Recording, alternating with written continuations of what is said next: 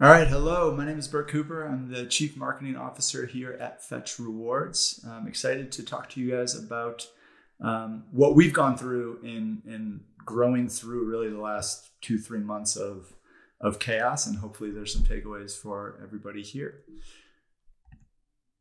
So we use this analogy at Fetch with the North Star and Guide Stars.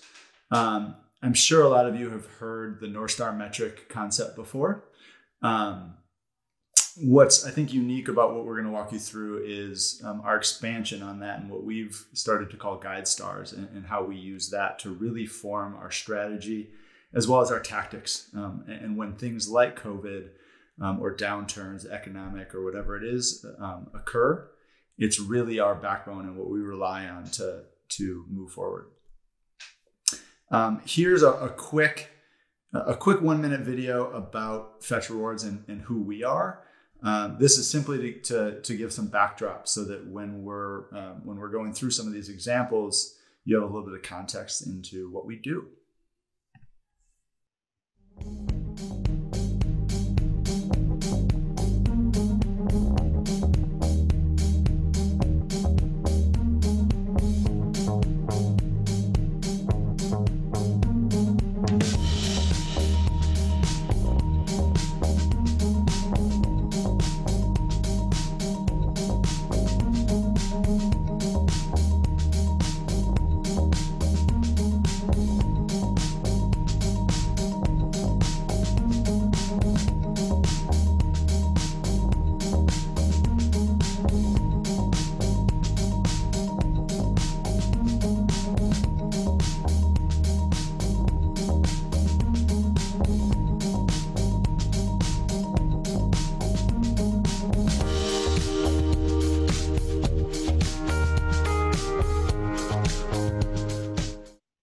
Okay, awesome. So we are as I'm sure you picked up, we're a free mobile app, really in the shopper rewards space. So right now we've about 3.5 million active users, all scanning 15 grocery space receipts a month. So we essentially get a full 360-degree view into all their purchase behavior. Earlier this year, pre-COVID, we spiked to top 20 app in the free app store. We usually hover somewhere around 50. And during the onset of the stay-at-home orders and everything that was going on, we certainly saw that climb back down into the hundreds. But we've been able to rebound and start moving back in that direction.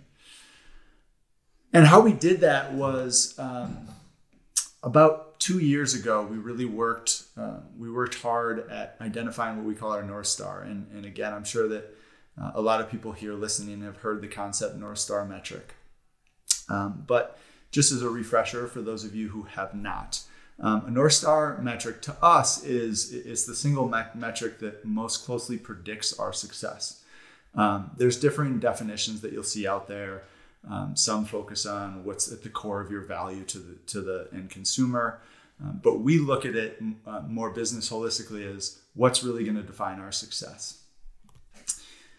When we were hunting for our North Star, and just some tips, for any of the companies out there, if you're going through this exercise, I think you can ask yourself, what's the best signal that a user is connected with the core value of your product? It's a great place to start.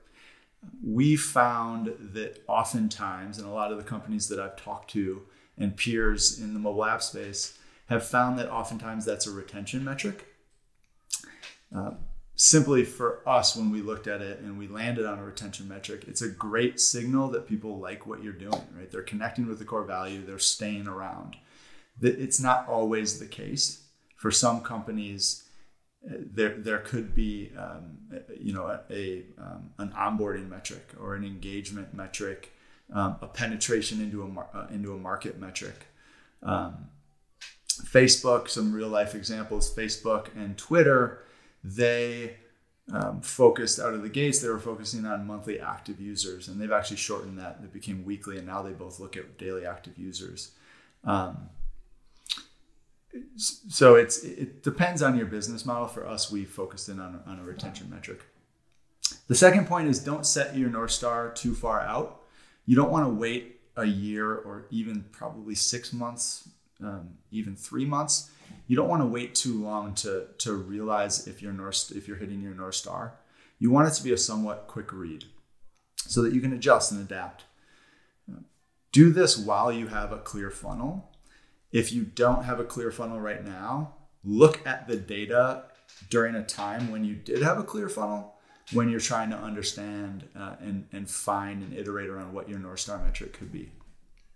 And finally, and I think this is the most important one on identifying your North Star metric, make sure that it has company-wide implications and depends on company-wide success. So what we mean there is it has to impact every part of your company and every part of your company's decisions, and every part of your company has to be able to contribute to its success. This is where I think a lot of the pitfalls is. A lot of the literature that I've read on North Star metrics say, well, there might be departments that have a tough time connecting to the North Star, so it's okay for them to have different department North Stars. I don't think that that's the right approach. I think you want to be single-minded, find the metric that everybody can contribute to, because I guarantee there is one, and rally behind that metric. Again, for us, we focused on month 2 retention. We wanted a retention metric.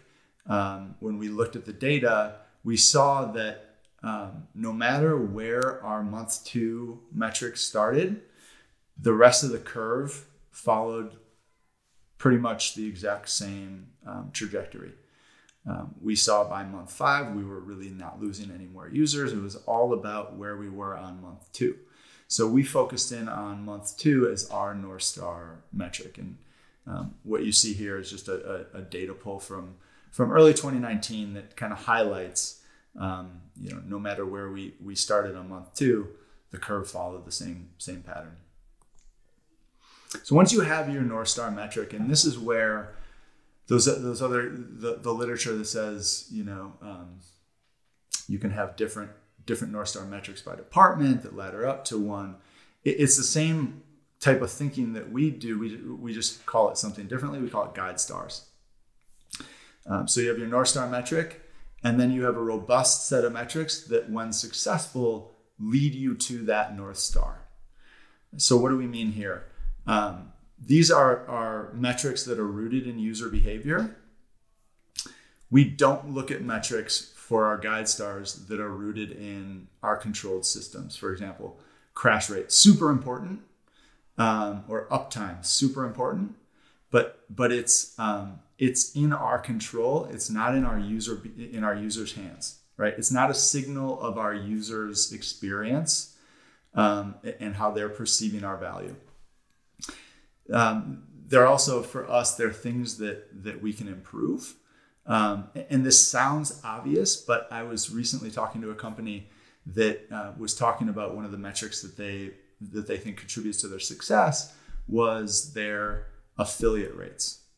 And then COVID happened, and affiliates slashed their rates, and they realized that they weren't really in control of their affiliate rates. If you're not in control of something, I don't think that it's a good place to be focusing your efforts on trying to improve.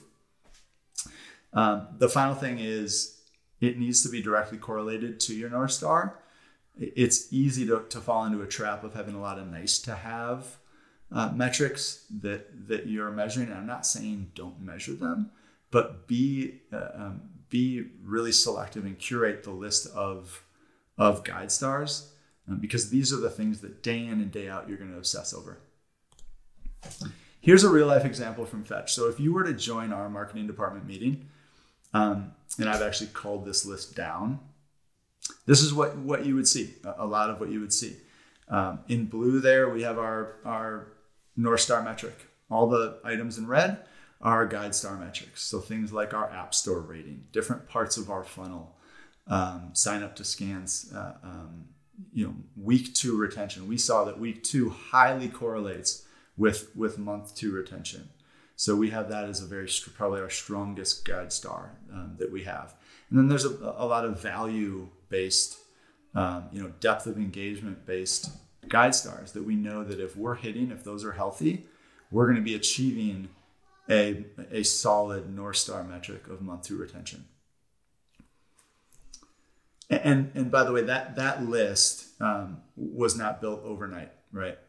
It may look daunting if you're not in the habit of a really disciplined metric-based management approach, but just start with the obvious and grow it, and you'll get there over time. So how do you react when your funnel flips?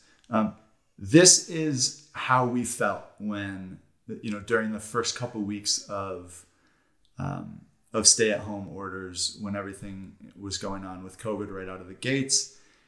We were just looking at the numbers, scratching our head. How could this be? We have to find a way through this. I'm sure a lot of people felt the same way. And then we took a breath, we raised up, and we focused on our guide stars,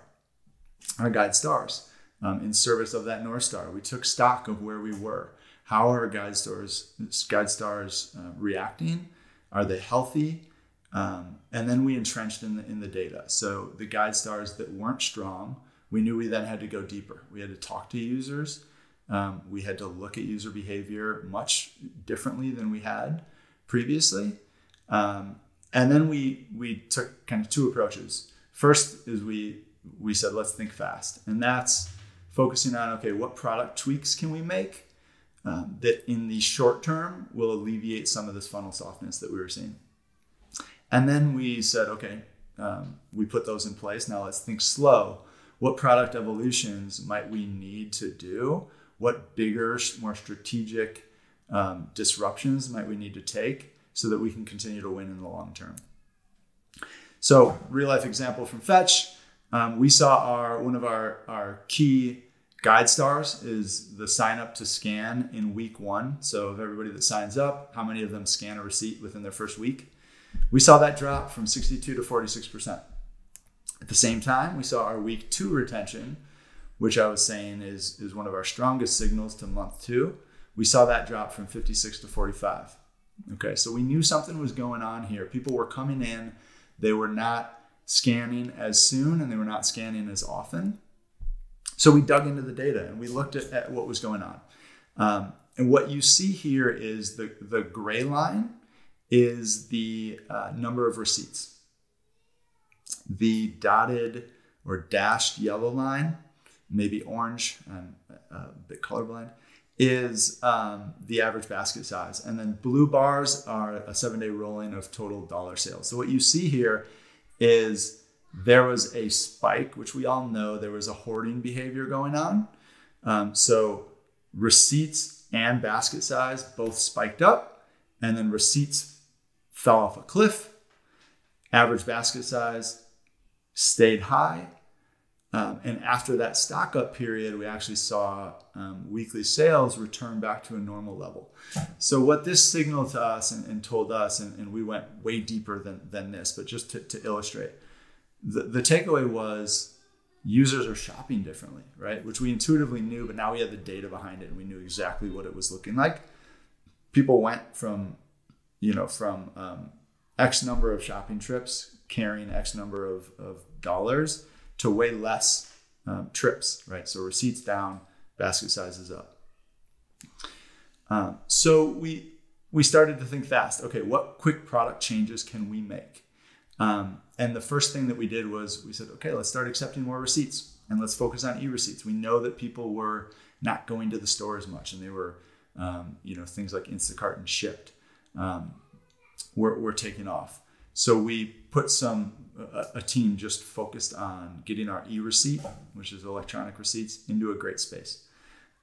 We decided to be way more lenient on old receipts. We had a rule in place where you could only scan a receipt from the last 14 days. We opened that up so that somebody that came in didn't have to necessarily wait till their next receipt. If they had one laying around the house from whenever, scan it, get started, get to value quicker, and let's see if we can impact that sign up to scan 1 guide star.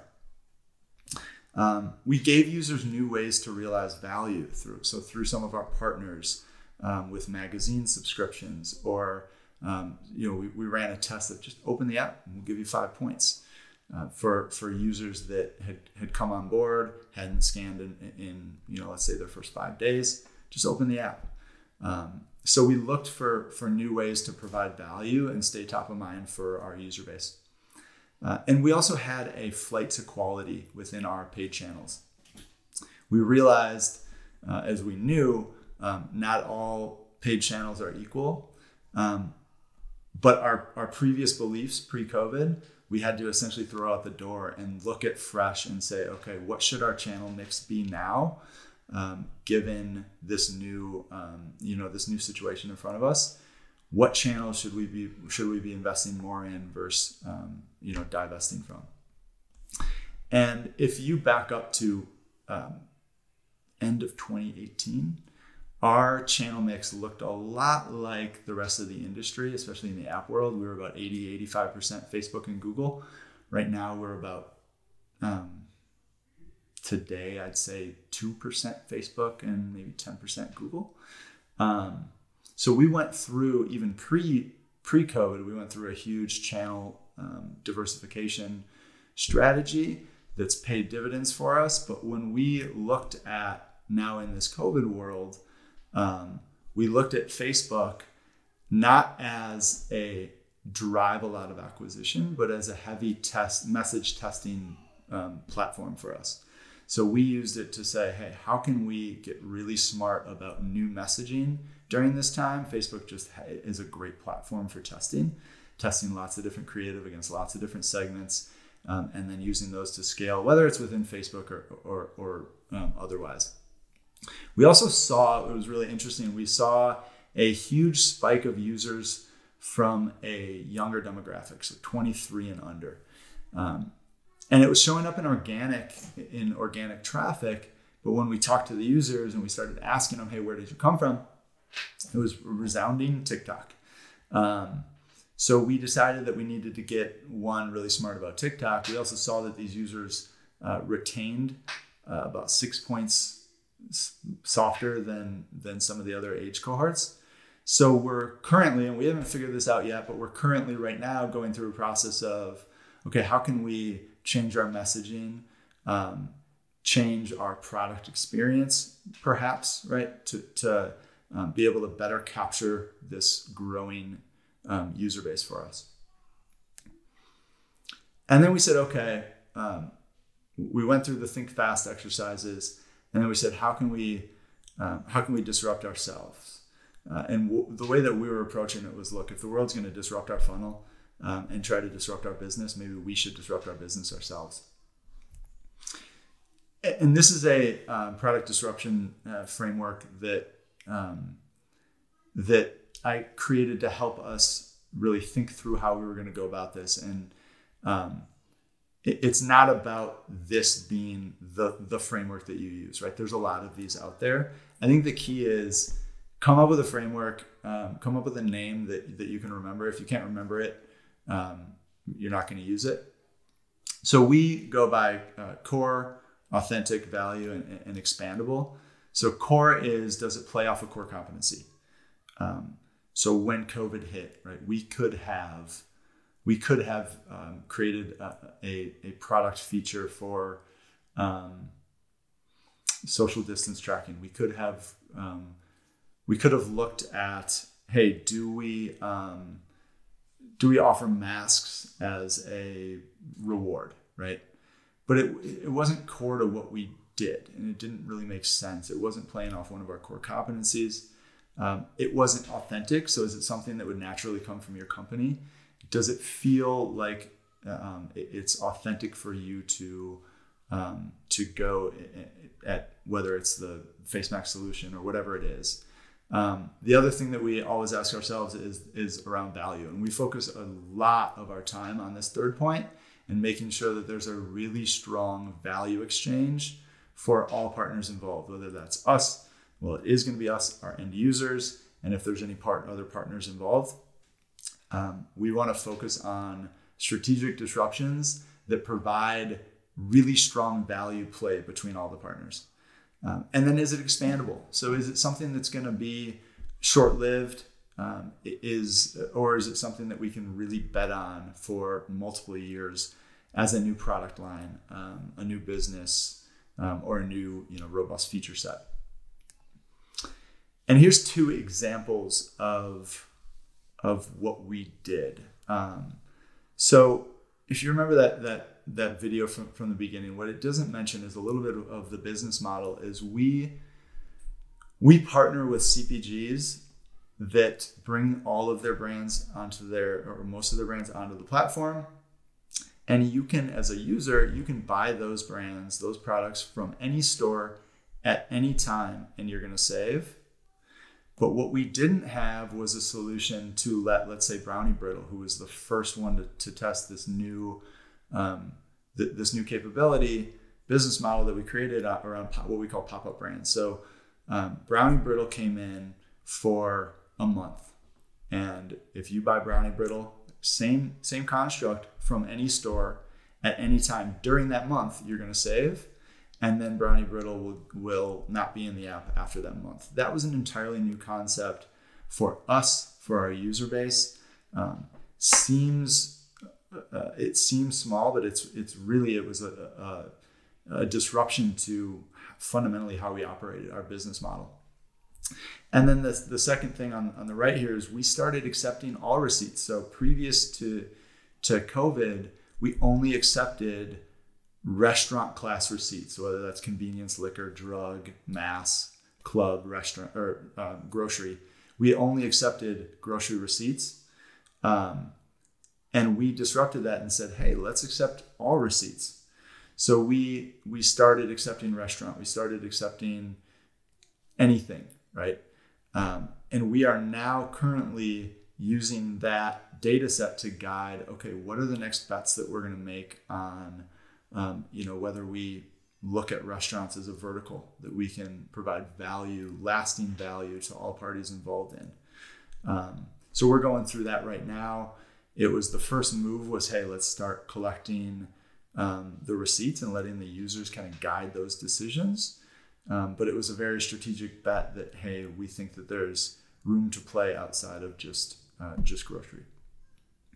So that was us thinking slowly, really taking a step back and saying, okay, if our funnel's soft and likely everybody's funnel is soft, what do we think we can do to really grow coming out of this? And what we saw was we reached about a negative 2.5% growth during early COVID, and we are now up about 15% coming out of that.